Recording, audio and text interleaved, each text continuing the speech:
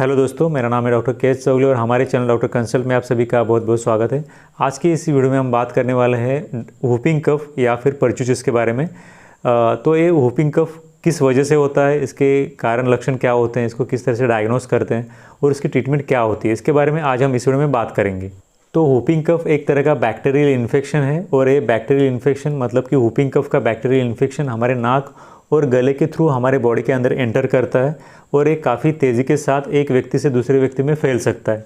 लेकिन अभी के ज़माने में DTaP और TDAP ये जो वैक्सीन है, इनके वजह से वूपिंग कफ के जो केसेस है वो काफ़ी ज़्यादा कम हो चुके हैं। वूपिंग कफ की बीमारी एक बैक्टीरिया की वजह से होती है, उस बैक्टीरिया को बॉर्डेलिया परचूसिस ऐसे कहते हैं। तो ये बैक्टीरिया हमारे गले और नाक के थ्रू, नोज़ के और थ्रोट के थ्रू हमारे बॉडी के अंदर एंटर करता है और उसके बाद हमारे बॉडी के अंदर उसके कुछ लक्षण आने लगते हैं। वूपिंग कफ की बीमारी एक व्यक्ति से दूसरे व्यक्ति को ड्रॉपलेट इन्फेक्शन के थ्रू फैलती है। ड्रॉपलेट इन्फेक्शन मतलब कि जब वो पेशेंट छींकता है या खांसता है तो उसके जो ड्रॉपलेट हवा में निकलते हैं वो अगर कोई दूसरा आसपास वाला व्यक्ति इनहेल करता है तो उसके वजह से उस पेशेंट में इस तरह के इन्फेक्शन के ट्रांसमिशन होने के चांसेस काफ़ी ज़्यादा होते हैं। इसके बाद हम बात करेंगे वूपिंग कफ के लक्षणों या फिर सिम्टम्स के बारे में। सबसे पहली बात कि वूपिंग कफ के पेशेंट में खांसी आती है, लेकिन एक खांसी माइल्ड होती है, बहुत ज़्यादा सीवियर खांसी नहीं होती है।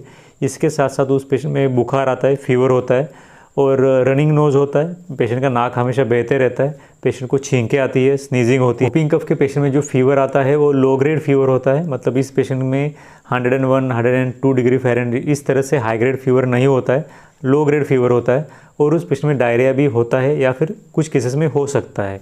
तो ये कुछ सिम्टम्स है जो कि वूपिंग कफ के या फिर परचूसिस के पेशेंट में देखे जाते हैं। वूपिंग कफ के पेशेंट में शुरुआत के दिनों में जो माइल्ड कफ होता है, मतलब थोड़ी सी जो खांसी आती है, वो खांसी अगले 7 दिनों के अंदर कफिंग स्पेल के अंदर बदल जाती है। मतलब कि जब वो पेशेंट खांसता है तो खांसने के बाद जब वो अगली सांस लेने के लिए सांस अंदर खींचता है तो उस वक्त वूपिंग की जैसी साउंड आती है उसके माउथ के या फिर गले के थ्रू। इसी के वजह से इस तरह के खांसी को वूपिंग कफ ऐसा नाम दिया गया है। इसके बाद हम बात करेंगे वूपिंग कफ के कुछ कॉम्प्लिकेशंस के बारे में। अगर वूपिंग कफ को सही समय पर डायग्नोस करके ट्रीटमेंट न दी जाए तो उसकी वजह से वूपिंग कफ के पेशेंट में कुछ कॉम्प्लिकेशंस भी हो सकते हैं। इन कॉम्प्लिकेशंस के अंदर उस पेशेंट में ब्रेन डैमेज हो सकता है, सीजर्स हो सकते हैं, कन्वर्जेंस हो सकते हैं, न्यूमोनिया हो सकता है और लंग से रिलेटेड कुछ सिम्टम्स भी आने लगते हैं। ये कुछ कॉम्प्लिकेशंस है जो कि उस पेशेंट में वूपिंग कफ के वजह से हो सकते हैं। इसके बाद हम बात करेंगे वूपिंग कफ के डायग्नोसिस के बारे में। तो वूपिंग कफ को डायग्नोस करने के लिए सबसे पहले तो उस पेशेंट को ठीक से फिजिकली एग्जामिन करना है और उसकी प्रॉपर मेडिकल हिस्ट्री लेनी है।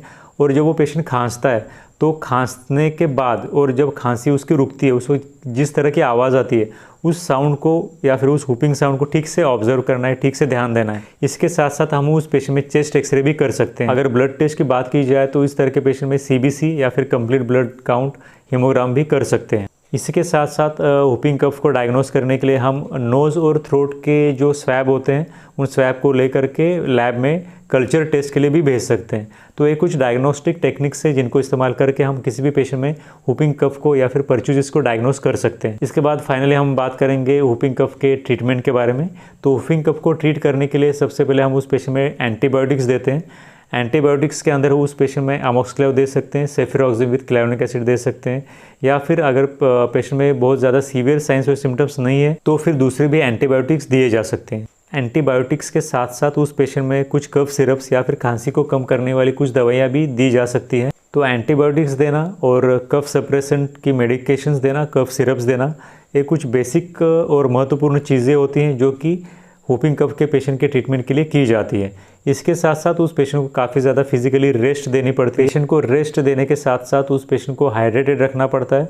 पेशेंट को पानी पीने के लिए इनकरेज किया जाता है। अगर पेशेंट ठीक से पानी नहीं ले सकता, नहीं पीता है तो फिर उस पेशेंट में IV लाइन, IV ग्लूकोज या फिर IV NSARL भी दे सकते हैं, डिपेंडिंग ऑन द सिचुएशन और सिविरिटी ऑफ द पेशेंट। इसी के साथ साथ उस पेशेंट में कुछ सिम्टोमेटिक और सपोर्टिव थेरेपी भी दी जाती है, जिसकी वजह से कि उस पेशेंट के साइंस और सिम्टम्स काफ़ी ज़्यादा कम हो और पेशेंट को जल्द से जल्द आराम मिले। तो आज हमने इस वीडियो में शॉर्ट में बात की वूपिंग कफ या फिर परचूसिस के बारे में। अगर आपके इसके विषय में कुछ डाउट्स है तो आप हमें नीचे कमेंट सेक्शन में ज़रूर पूछ सकते हो। Thanks for watching this video till then. Thank you very much.